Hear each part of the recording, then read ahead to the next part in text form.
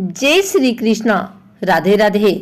आइए सुनते हैं आज एकादशी पर गीता के 7वें अध्याय का महात्म्य।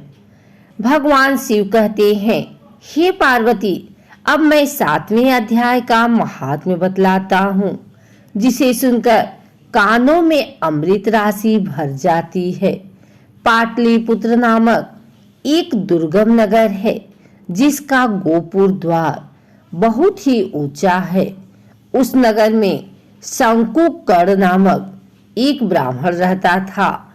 उसने वैश्यवृत्ति का आश्रय लेकर बहुत धन कमाया, किंतु न तो कभी पितरों का तर्पण किया और न देवताओं का पूजन ही। वह धनोपार्जन के तत्पर होकर राजाओं को ही भोज दिया करता था। एक समय की बात है, उस ब्राह्मण ने अपना चौथा विवाह करने के लिए पुत्रों और बंधुओं के साथ यात्रा की। मार्ग में आधी रात के समय जब वह सो रहा था, तब एक सर्प ने कहीं से आकर उसकी बाह में काट लिया। उसके काटते ही ऐसी अवस्था हो गई कि मणि, मंत्र और औषधि आदि से भी उसके शरीर की रक्षा असाध्य जान पड़ी। तत्पश्चात कुछ ही क्षणों में उसके प्राण पखेरु उड़ गए और वह प्रेत बना।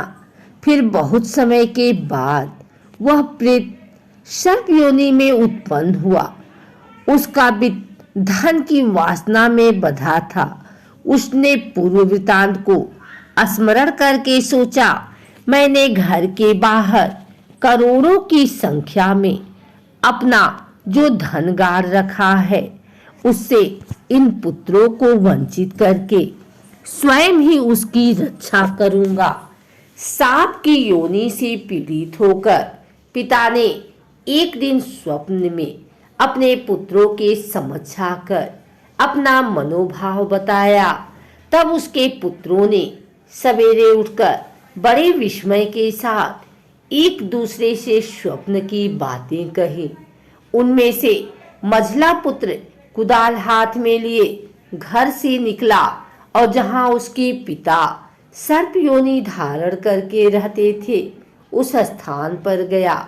यद्यपि उसे धन के स्थान का ठीक ठीक पता नहीं था, तो उसने चिन्हों से उसका ठीक पता कर लिया और लोक बुद्धि से वह पहुंचकर बाबी को खोदना आरंभ किया। तब उस बाबी से बड़ा भयानक सांप प्रकट हुआ और बोला, ओ मूढ़, तू कौन है? किस लिए आया है? यह बिल क्यों खोद रहा है? किसने तुझे भेजा है? ये सारी बातें मेरे सामने बता। मैं आपका पुत्र हूँ। मेरा नाम शिव है। मैं रात्रि में देखे हुए स्वप्न से विस्मित होकर यहाँ का सुवर्ण लेने के कौतूहल से आया हूँ। पुत्र की यह वाणी सुनकर वह सांप हंसता हुआ उच्च स्वर से इस प्रकार अस्पष्ट वचन बोला, यदि तू मेरा पुत्र है तो मुझे शीघ्र ही बंधन से मुक्त कर। मैं अपने पूर्वजन्म के गाड़े हुए धन के ही लिए सर्प योनि में उत्पन्न हुआ हूँ। पिताजी, आपकी मुक्ति कैसे होगी, इसका उपाय मुझे बताइए, क्योंकि मैं इस रात में सब लोगों को छोड़कर आपके पास आया हूँ।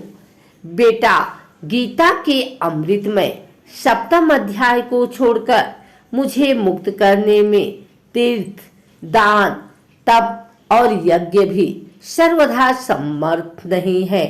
केवल गीता का 7वां अध्याय ही प्राणियों के जरा, मृत्यु आदि दुखों को दूर करने वाला है। पुत्र, मेरे श्राद्ध के दिन गीता के 7वें अध्याय का पाठ करने वाले ब्राह्मण को श्रद्धापूर्वक भोजन कराओ। इससे निस्संदेह मेरी मुक्ति हो जाएगी। वत्स, अपनी शक्ति के अनुसार पूर्ण श्रद्धा के साथ निर्व्यसी और वेद विद्या में प्रवीण अन्य ब्राह्मणों को भी भोजन कराना। सर्प योनि में पड़े हुए पिता के ये वचन सुनकर सभी पुत्रों ने उसकी आज्ञा अनुसार तथा उससे भी अधिक किया।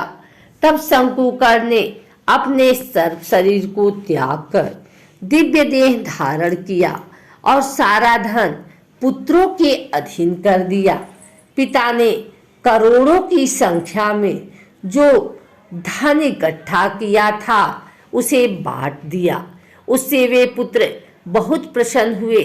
उनकी बुद्धि धर्म में लगी हुई थी, इसलिए उन्होंने बावनी, कुआं, पोखरा, यज्ञ तथा देव मंदिर के लिए उस स्थान का उपयोग किया और अन्नशाला भी बनवाई। तत्पश्चात 7वें अध्याय का सदा जप करते हुए उन्होंने मोक्ष प्राप्त किया। हे पार्वती, यह तुम्हें 7वें अध्याय का महात्म बतलाया, जिसके श्रवण मात्र से मानव सब पातकों से मुक्त हो जाता है। अगर आपको यह वीडियो अच्छी लगी हो तो इसे लाइक करें, कमेंट करें, शेयर करें।